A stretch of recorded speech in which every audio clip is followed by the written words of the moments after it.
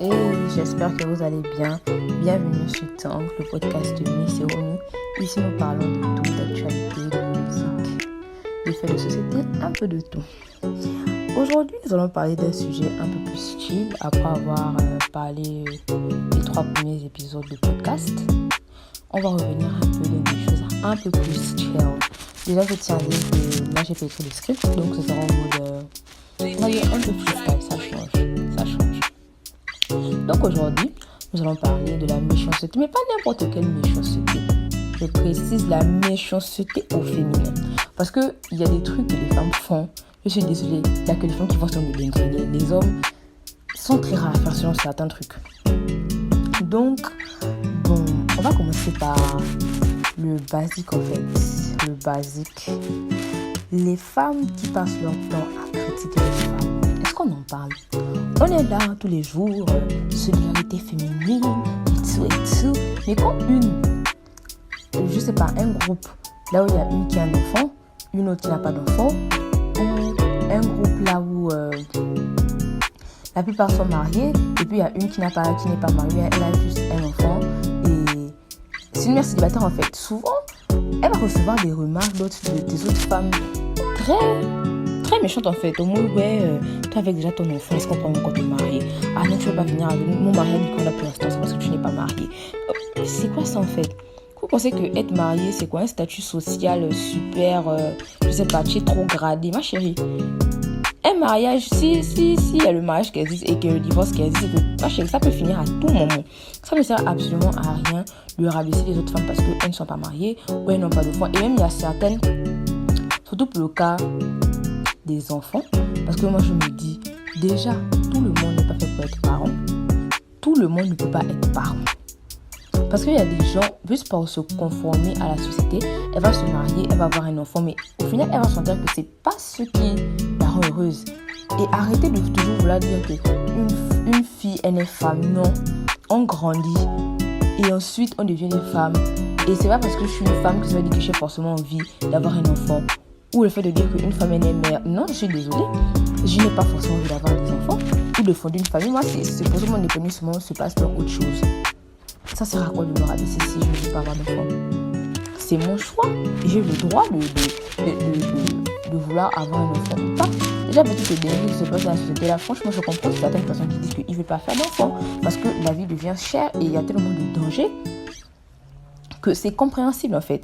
Mais il y a des personnes qui n'arrivent pas à juste imprimer ça dans leur cerveau que tout le monde ne peut pas être parent. Et c'est pas parce que l'autre n'est pas marié ou bien n'a pas d'enfant qu'elle mérite de se faire rabaisser matin, midi, soir. Ça, c'est le comportement des gens frustrés parce que je n'arrive pas à comprendre. Toi, tu es censé être épanoui. Pourquoi moi, le fait que je n'ai pas d'enfant, ça te dérange autant? Ou que je ne sois pas mariée, pourquoi ça te dérange autant en fait? C'est pas censé te déranger parce que tout simplement déjà, c'est pas ta vie. On commence juste par la base, c'est pas ta life.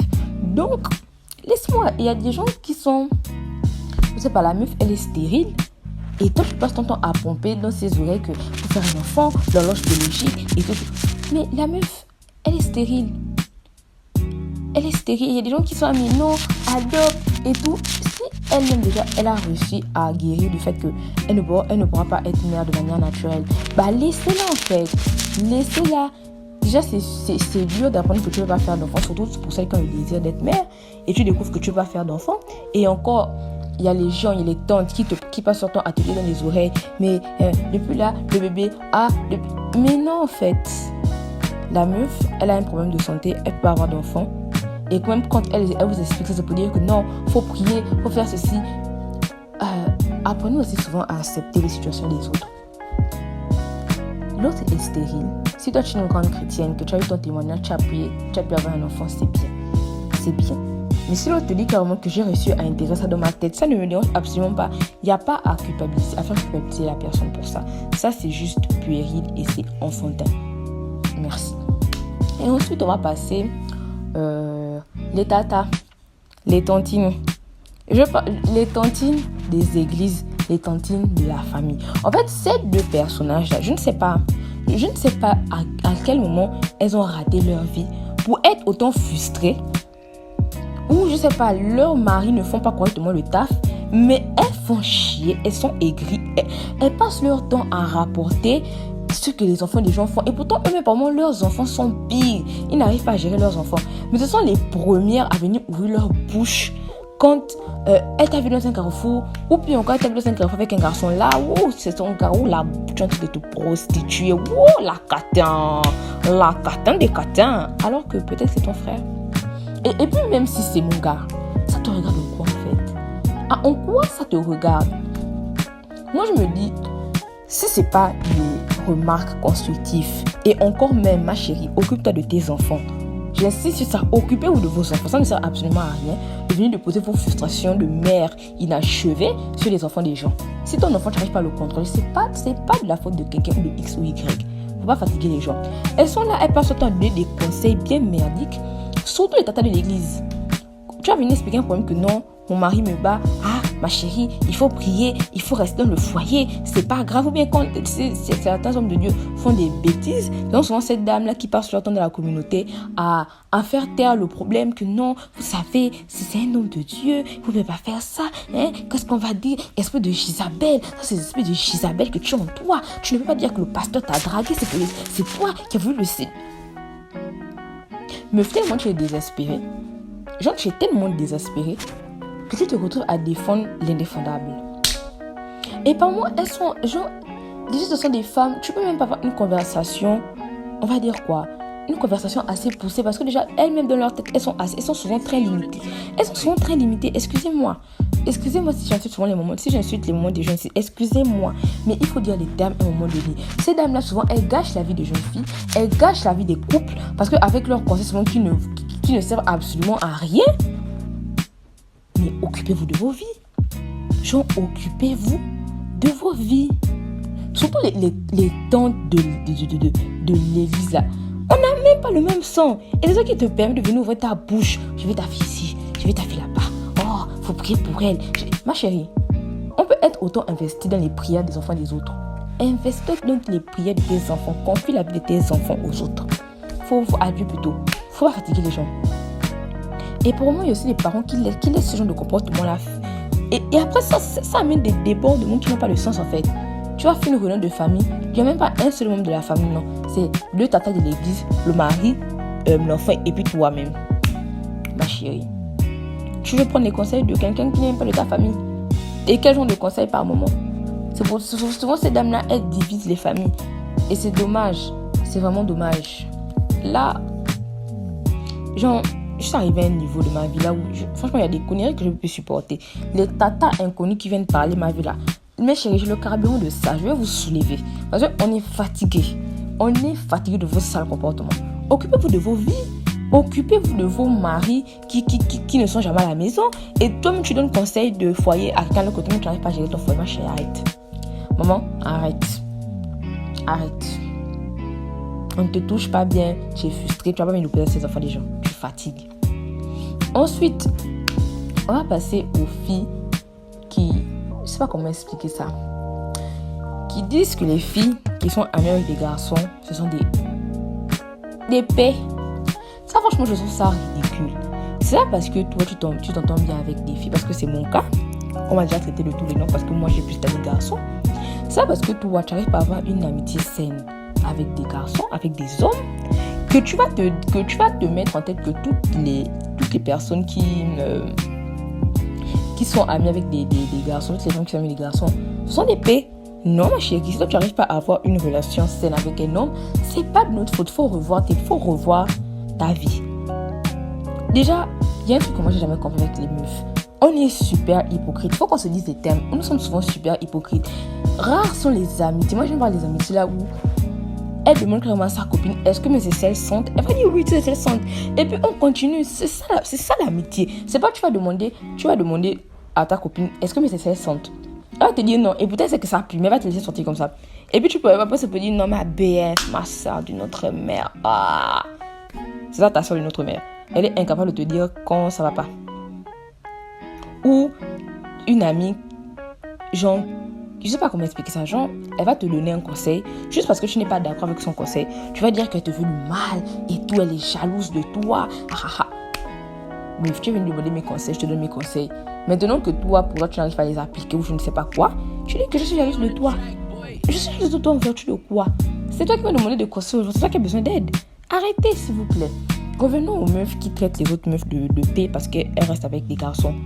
C'est lunaire et c'est super stupide de penser comme ça. Excusez-moi si je peux être de mes propos, mais il n'y a pas à traiter une autre femme de pute parce qu'elle est amie avec des hommes en fait. Ça n'a aucun sens. Je dis bien aucun sens.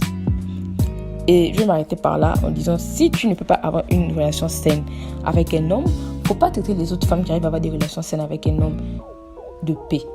Déjà, moi, je préfère rester avec les garçons parce que, je ne sais pas comment expliquer ça. Je préfère juste, en fait, j'ai testé l'amitié avec les filles, c'est compliqué. Franchement, j'ai tout donné d'amitié de filles là. J'ai senti que c'est pas pour moi. C'est pas pour moi. Et mes plus longues amitiés, c'est avec des garçons. Parce que il y a ce truc là où en fait on se dit les termes sans se fâcher en fait. On se dit les termes et puis on avance. Si tu veux pas, tu laisses. C'est tout. Alors que les meufs, on va se dire les termes, souvent elles vont pas accepter. Elles vont non, c'est faux, moi et tout. Meuf, faut arrêter. Faut arrêter, c'est pas bien. Et en dernier, parce que l'épisode d'aujourd'hui va pas être long, c'est un petit... Et en dernier, on va parler du beauty privilege. Je vais parler de ça parce que je me dis, c'est un truc, excusez-moi, je sais que peut-être tu vais me faire insulter, mais pour moi, c'est pas légitime de dire que elle a eu telle pose parce qu'elle est plus belle, elle a eu telle pose parce que... Non, je suis désolée, il y a des poses, il y a des poses là où tu peux être belle, mais si tu arrêtes de la team, ma chérie, on va te renvoyer en fait. Tu pourras faire tout ce que tu voudras faire, mais si tu n'es pas compétente, on va te renvoyer. Ça, ta beauté là, on va pas manger ça. Tu es médecin. Et puis même si tu es belle, tu fous la merde. Tu penses qu'on va te garder en tant que médecin parce que tu es belle? Ou tu es avocat, tu penses que tu vas rester avocat, on va pas te ramener du barreau parce que tu es belle. Genre, excusez-moi, c'est du n'importe quoi. Encore dans l'industrie de la mode et de la musique, on peut voir ça. Mais dans le monde du travail, excusez-moi, c'est déjà assez dur d'être une femme. Et réduire encore d'autres femmes à se dire qu'elle a eu ça parce qu'elle est belle, elle a eu ça, c'est réducteur de fou malade. Moi, je me dis, les personnes qui pensent comme ça, souvent n'ont pas tellement confiance en elles. Parce que si tu as confiance en toi, tu n'as pas besoin d'attendre qu'elle puisse te dire que tu es belle en fait. Moi-même, je vais déjà te regarder dans une glace et te dire que ouais, j'ai une putain de fraîcheur. Quand je me regarde, je sens que je suis trop fraîche. Et en cultivant déjà ce genre de choses, ça va t'éviter d'attendre que les autres puissent te dire que tu es jolie, d'attendre en fait l'acceptation des autres. C'est pas possible.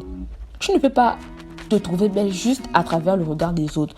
Toi-même d'abord, tu dois cultiver ta propre beauté, te dire que tu es une belle personne et que tu es une personne intelligente et que peu importe là où tu pars dans la structure, on va pas te renvoyer parce que tu n'es pas assez. Non, il faut vraiment arrêter de penser comme ça.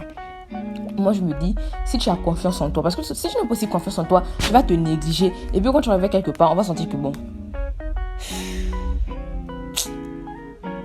elle est négligée. Et puis, c'est pour dire après, non, ouais, c'est parce que je suis comme si. Non, toi-même d'abord, tu dois d'abord te valoriser, te donner une valeur, te dire que je m'en vais là pour passer cet entretien. Je suis d'abord une fille intelligente. Avant toute chose, je veux d'abord prouver que je suis intelligente, que je mérite ce poste, avant de dire que je suis belle et non. Et puis après, quand tu peux pas avoir le poste, c'est pour dire que ouais, non, c'est parce que c'est pas vraiment pas, peut-être juste que par moment tu t'es même pas bien exprimé. C'est tout. Et puis on a dit non, c'est pas forcément parce que selon toi, on a jugé que tu n'étais pas assez belle. Pour moi, franchement, c'est réduire encore considérablement tout ce que la femme fait. Parce que si c'est pour dire que toutes les femmes qui ont un certain poste, elles sont là juste parce qu'elles sont belles, c'est faux. Pour moi, c'est super réducteur, excusez-moi. Si tu as confiance en toi, tu sais ce que tu vaux. En vrai, tu ne peux pas te mettre dans la tête que tu n'as pas eu tel poste parce que tu n'es pas si belle, tu n'as pas eu tel poste. Non. Certes, je veux comprendre le harcèlement sexuel, ça oui. Je veux très bien comprendre le fait que tu puisses te dire que je n'ai pas accepté, on ne m'a pas accepté dans cette société parce que j'ai peut-être refusé d'avoir un rapport avec un employé.